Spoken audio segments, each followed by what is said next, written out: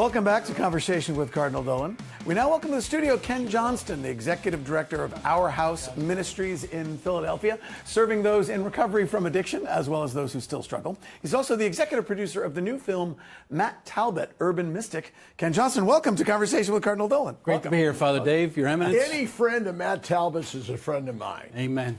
Yeah, Father Dave knows this because they talk about Matt Talbot or not. Tell us about him. Matt Talbot, born May 2nd, 1856, Dublin, Ireland. And like a lot of kids in Dublin in that era, fell into alcohol at a very young age. 11? 11 or 12. Turned into a roaring alcoholic at 11? At 11. Yep. Probably confirmed alcoholic at 12 or 13. And when he turned 28 years old, he got stood up by a few guys that walked past him, wouldn't buy him a drink. He was broke, standing outside the pub. And he went home and told his mother he was going to go take the pledge. And he probably hovered over New Common Bridge for a little while, made the journey to Clonliffe. Tell them what the pledge is. So back in those days, we didn't have 12-step programs. So they would go to see a priest. You would go to confession, and then you would swear off alcohol for some period of time, usually 3 or 6 months to start. And then once I think you got to a year, you could take the pledge for life, which Matt Talbot would do. And he stayed sober until his death. He got sober at 28, died at 68, still sober, 40 years. Wow. But see, so I knew he was a man of remarkable faith. Yeah. But what you show in the movie is you call him a mystic.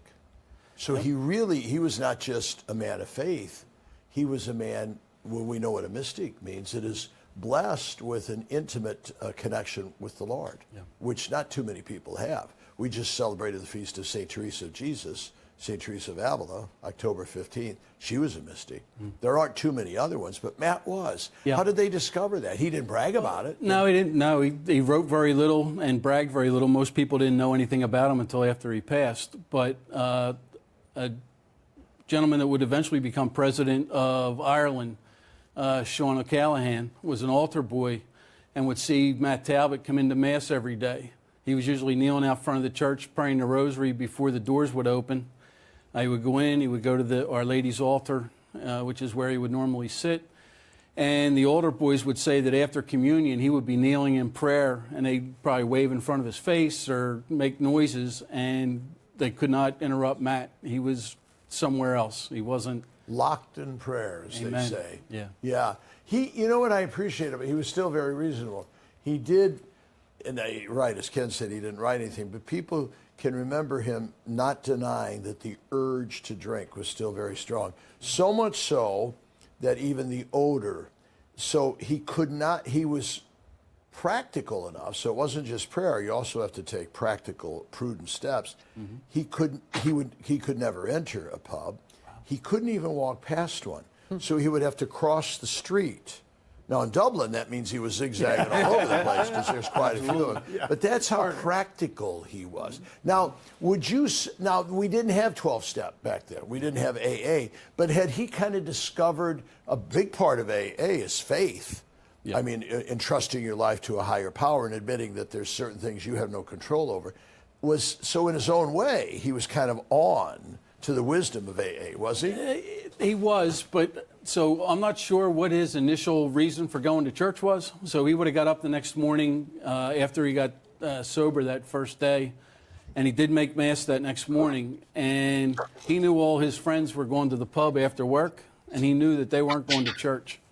So I don't know that he necessarily thought right away to go back to church, but that was a good place to hide. Yeah. And so he would go to Mass every morning, receive Holy Communion. He would stop in churches, different ones each night on his way home from work, would go home to eat, and then go back for sodality meetings and other things. He would eventually become a Third Order Franciscan. Yes, he didn't become a recluse. He was just kind of a shy man, but he was a man involved in charity, involved in the sodality, very close to the Franciscans and their spirituality and their gatherings and all. Well, the first time I heard the name was at a local retreat house that put on Matt Talbot retreats, presumably for people you work with who are struggling with addiction. Yes. Those are still in place today? Matt Talbot retreats? Yeah. So using some of his spiritual approach. What do you, but what about you? Do we have a clip? We do. Can we look at it? We can. Can we? Is that all right? So this is see it from the new. Because you were kind enough to ask me to. You interviewed me for it. We might have a little appearance from you. This is from the new film Matt Talbot, Urban Mystic. Addiction today is so widespread.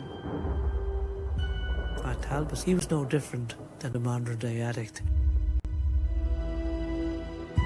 As a priest and a bishop, I can testify how many people have been helped by his example and his intercession. I knew my life couldn't continue on the road it was on. I either go and do something about this, or I risk losing everything I have.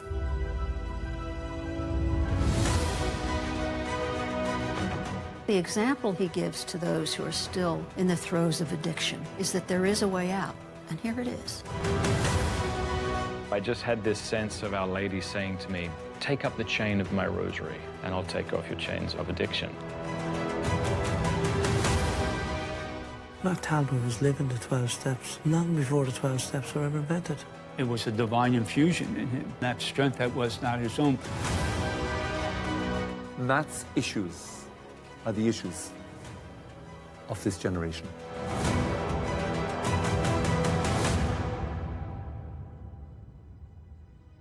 If Matt Talbot was canonized, that will give real hope. Ooh, a little plug for canonization. Right at the end there. Yeah, nice. Ken, I shared my John Paul II story with you, didn't I? Yes, you did. Yeah, did you hear? So, go ahead. Cardinal Dolan, who was he was the primate of all Ireland, and he used to stay at the North American College because it was close to the Vatican when I was rector there. So I got to know him. And I said to him, when is Matt Talbot going to be beatified? He said, you sound like Pope John Paul II. He said, every time I go in to see the Holy Father, he says, why isn't Matt Talbot Why isn't he? saint? So he said, finally, I said, he's going to ask me again. It's your job. He said, why is it? He said, what are you asking me for? You can Right, do it. exactly. So John Paul was very interested in it. So John Paul picked up the phone and called the congregation. That call was answered. And said, tell me the status of Matt Talbot. And they said, and you can comment on this, Ken, they said, we have many miracles attributed to Matt Talbot, but they're all sobriety. Yeah. And we don't accept moral miracles. And unfortunately... It has to be like physical, like cancer. Yeah, and unfortunately, in Italy, there's still sort of the stigma that alcoholism is a vice and a sin. I mean, we know it has a sinful nature to it, but it's not an emotional addiction. Mm-hmm. It's a moral flaw. So it wouldn't be accepted as a miracle, which is a shame, isn't it? When you say, no, it is, because I mean, well, if you have cancer, they can take a picture of the tumor before and see that it's going after with no human intervention. You can't show that with an alcoholic, you're an alcoholic one day and you're not the next, and have an X-ray or some other physical documentation that this miracle took place. And Father Dave will back me up, because priests deal with alcoholics a lot. But I've never met a recovering alcoholic, who will not use the word miraculous in his or her recovery. Yeah. Because it's a total conversion. It's a total turnaround. Yeah, my own recovery was a I didn't want to ask you, but it was. Yeah. Yeah.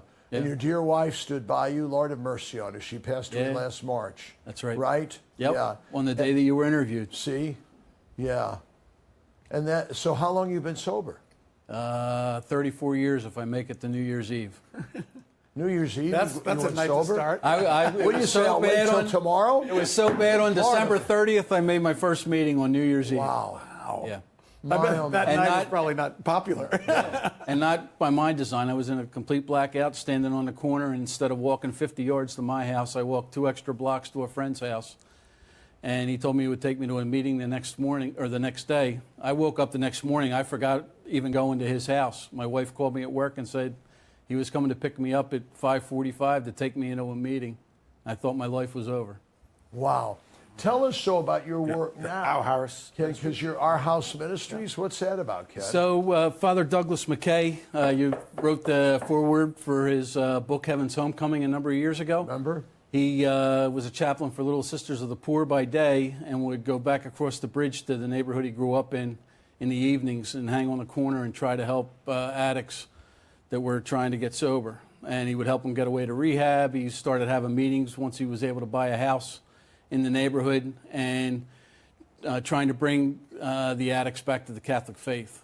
The 12-step program, the whole purpose of it is to develop a spiritual life and come back to the Lord. And so many people that are in 12-step programs, you hear them introduce themselves, and my name's John Doe, and I was born and raised Catholic.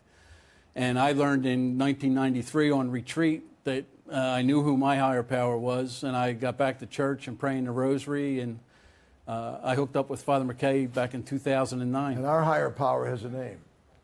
Our Lord and Savior, Jesus Christ.